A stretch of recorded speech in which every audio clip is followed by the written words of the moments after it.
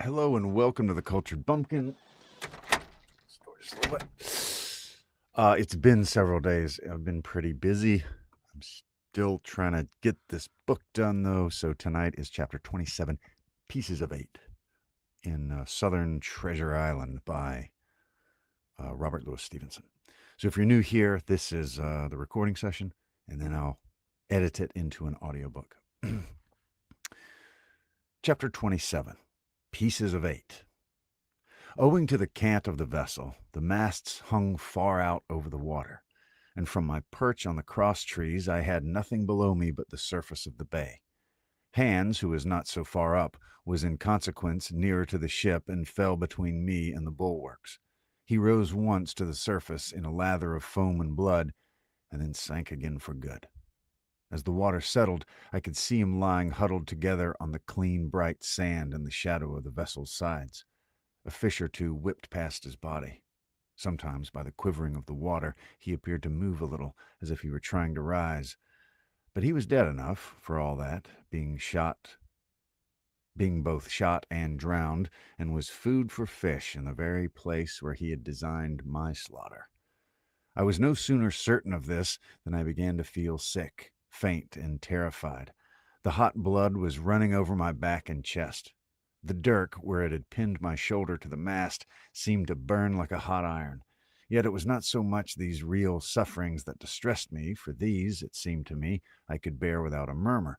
It was the horror I had upon my mind of falling from the cross trees into that still green water beside the body of the coxswain. I clung with both hands till my nails ached, and I shut my eyes as if to cover up the peril. Gradually my mind came back again. My pulses quieted down to a more natural time, and I was once more in possession of myself.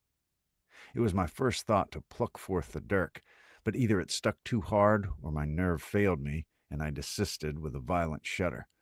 Oddly enough, that very shudder did the business. The knife, in fact, had come the nearest in the world to missing me altogether. It held me by a mere pinch of skin, and this the shudder tore away. The blood ran down the faster, to be sure, but I was my own master again, and only tacked to the mast by my coat and shirt. These last I broke through with a sudden jerk, and then regained the deck by the starboard shrouds. For nothing in the world would I have again ventured, shaken as I was, upon the overhanging port shrouds from which Israel had so lately fallen. I went below and did what I could for my wound. It pained me a good deal and still bled freely, but it was neither deep nor dangerous, nor did it greatly gall me when I used my arm. Then I looked around me, and as the ship was now in a sense my own, I began to think of clearing it from its last passenger, the dead man O'Brien. He had pitched, as I have said, against the bulwarks, where he lay like some horrible, ungainly sort of puppet, life-size indeed, but how different from life's color or life's comeliness. In that position, I could easily have my way with him, and as the habit of tragical adventures had worn off almost all my terror for the dead, I took him by the waist as if he had been a sack of bran, and with one good heave tumbled him overboard. He went in with a sounding plunge. The red cap came off and remained floating on the surface. And as soon as the splash subsided, I could see him and Israel lying side by side, both wavering in the tremulous movement of the water. O'Brien, though still quite a young man, was very bald. There he lay, with that bald head across the knees of the man who had killed him, and the quick fishes steering to and fro over them. I was now alone upon the ship. The tide had just turned. The sun was within so few degrees of setting that already the shadow of the pines upon the western shore began to reach right across the anchorage and fall in patterns on the deck. The evening breeze had sprung up, and though it was well warded off by the hill with the two peaks upon the east, the cordage had begun to sing a little softly to itself, and the idle sails to rattle to and fro.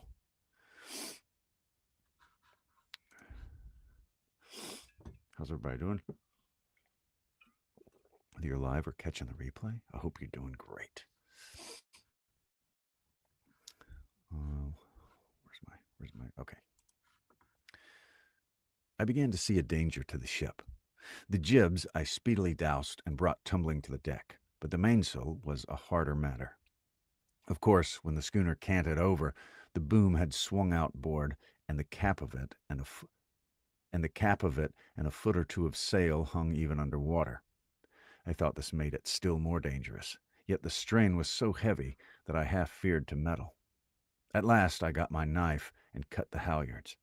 The peak dropped instantly, and a great belly of loose canvas floated broad upon the water, and since, pull as I liked, I could not budge the downhaul,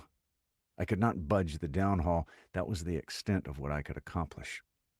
For the rest, the Hispaniola must trust to luck, like myself. But this time the whole anchorage had fallen into shadow. The last rays, I remember, falling through a glade of the wood and shining bright as jewels on the flowery mantle of the wreck. It began to be chill. The tide was rapidly fleeting seaward, the schooner settling more and more on her beam ends. I scrambled forward and looked over. It seemed shallow enough, and holding the cut hawser in both hands for a last security, I let myself drop softly overboard. The water scarcely reached my waist, and the sand was firm and covered with ripple marks, and I waded ashore in great spirits, leading the Hispaniola on her side, with a mainsail trailing wide upon the surface of the bay. About the same time, the sun went fairly down, and the breezes whistled low in the dusk among the tossing pines. At least, and at last, I was off the sea, nor had I returned thence empty-handed. There lay the schooner, clear at last from buccaneers, and ready for our own men to board and get to sea again. I had nothing nearer my fancy than to get home to the stockade and boast of my achievements. Possibly I might be blamed a bit for my truantry, but the recapture of the Hispaniola was a clinching answer, and I hoped that even Captain Smollett would confess I had not lost my time. So thinking, and in famous spirits, I began to set my face homeward for the blockhouse and my companions. I remembered that the most easterly of the rivers which drain into Captain Kidd's anchorage ran from the two-peaked hill upon my left, and I bent my course in that direction that I might pass the stream while it was small. The wood was pretty open, and keeping along the lower spurs, I had soon turned the corner of that hill and not long after waded to the mid-calf across the watercourse.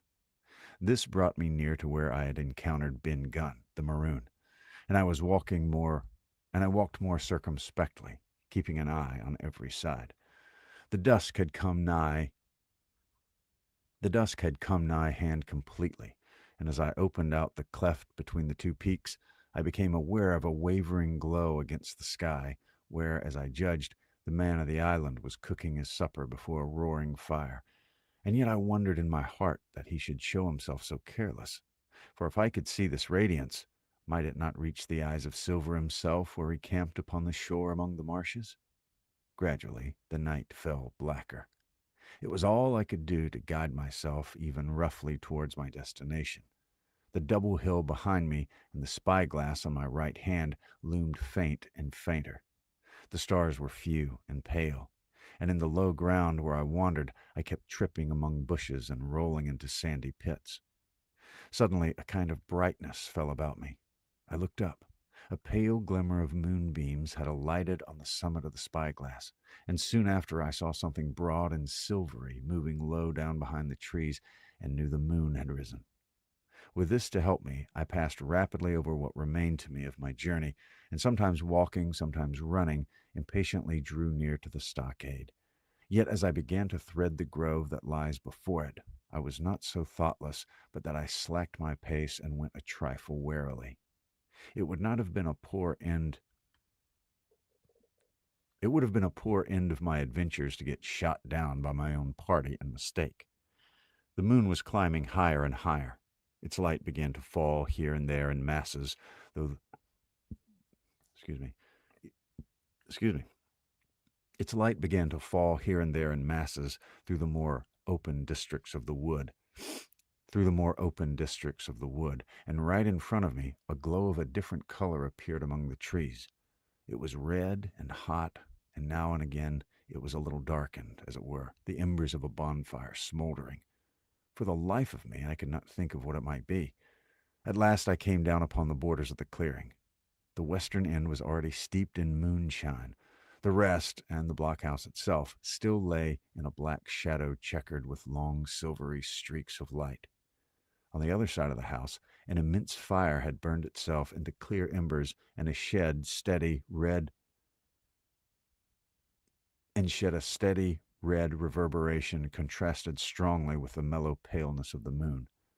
There was not a soul stirring, nor a sound beside the noises of the breeze. I stopped with much wonder in my heart, and perhaps a little terror also.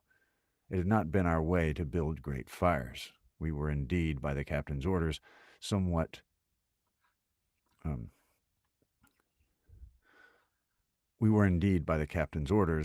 scarce of firewood, and I began to fear that something had gone wrong while I was absent. I stole round by the eastern end, keeping close in shadow, and at a convenient place where the darkness was thickest, crossed the palisade. To make assurance surer, I got upon my hands and knees and crawled without a sound toward the corner of the house. As I drew nearer, my heart was suddenly and greatly lightened. It is not a pleasant noise in itself, and I have often complained of it at other times. But just then, it was like music to hear my friends snoring together so loud. And peaceful in their sleep. The sea cry of the watch, that beautiful "all's well," never fell more reassuringly on my ear. In the meantime, there was no doubt of one thing. They kept an infamous bad watch. If it had been Silver and his lads that were now creeping in on them, not a soul would have seen daybreak. That was what it was, thought I, to have the captain wounded. And again I blamed myself sharply for leaving them in that danger with so few to mount guard. By this time I had got to the door and stood up. All was dark within, so that I could distinguish nothing by the eye. As for sounds, there was the steady drone of the snorers and a small occasional noise of flickering or pecking that I could in no way account for.